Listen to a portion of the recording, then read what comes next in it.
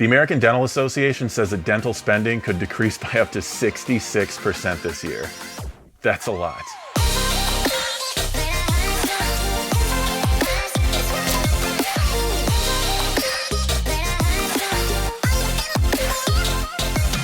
What's up, everybody? My name is Adam White, and like most of you, I am an average general dentist in an average practice. I've been wanting to start this channel for a while now, geared toward younger dentists and dental students, and hopefully give you guys some insight into mistakes that I've made in my first 9 years in practice, and also some things I've done that have really helped kind of make the most of that work-life balance. Dentistry is an awesome career, but there is so much to life beyond dentistry, and that's what this is all about. For this first video, I wanted to talk a little bit about the paper that the ADA put out last week that basically says dentistry is in really rough shape for the next couple years. It's really hard to gauge what's going to happen with dentistry right now because I think we all have patients that are sort of just waiting to come in. So it kind of feels like this is going to come, right back into full swing when we can open our doors. But all of the indicators say that that's probably not what's going to happen. And I wanted to dig into that a little bit deeper. What the authors of this paper did is look at economic models from JP Morgan, Goldman Sachs, those guys, and basically say, yeah, we're in for a recession. All the indicators are pointing to that. Unemployment, manufacturing is going to be down. The global supply chain is going to be less efficient because there's some trend toward deglobalization. That's all bigger picture stuff, but long story short, there are very few people who do not think that we're heading into a recession in the near future. What the authors of this paper did was take that data and then plug in dentistry on top of that, sort of using the 2007 to 2010 financial crisis as a model to what dentistry is going to do. The bad news about that situation during the global financial crisis, and that was just before I got into practice, so some of you that have been in practice longer than me will probably have a more real understanding of this. What the numbers say is that even though dentistry did recover, it never recovered 100% from that crisis. And so when the ADA modeled this stuff in this paper, that's the trend that they're going to use and rely on. And that's why they're saying that even if we get back to some semblance of a new normal, we're probably not going to get back 100% to where we were before.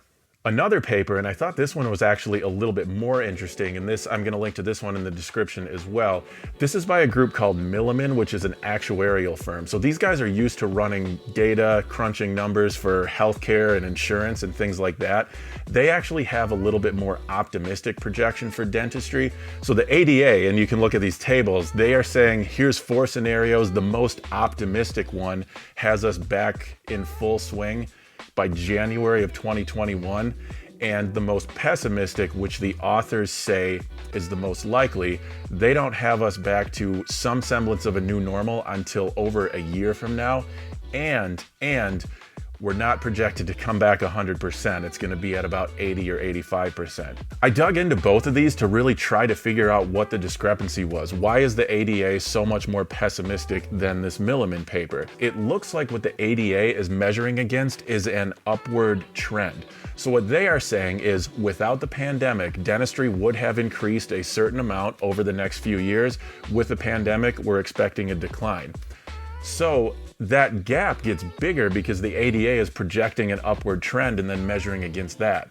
Whereas Milliman is taking data that they got from this dental economics article and sort of looking again at what happened from 2007 to 2010, and they're not looking at how long it takes to get back on that trend line because realistically we probably never will. They're looking at how long it takes basically to get back to where we were before the crisis started. I would encourage you, if you're interested at all in this, to dig into these papers. I'm going to link to everything in the description. But a couple big takeaways for me are, number one, I don't think that we are going to get back to normal on day one. I had this hope maybe a month ago that we're going to open our doors and it's going to be business as usual. That's looking less and less likely that that's what's going to happen. And there are probably a couple reasons for that. If they continue the shelter in place for vulnerable populations and you have a practice like mine, which is really, really high percentage of retirees, that's going to be a big impact.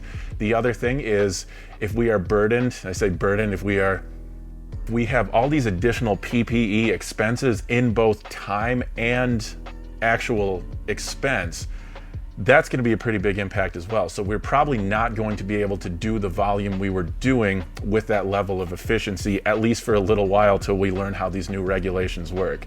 If you look at what the ADA is saying about new PPE requirements, I think the writing is on the wall. The most significant thing to me was this statement where they asked insurance companies to consider paying for PPE. Between the lines, what I am reading there is that the ADA is 100% anticipating significant new PPE expenses for us. And when you think of the amount of money spent on PPE, it's not just the money.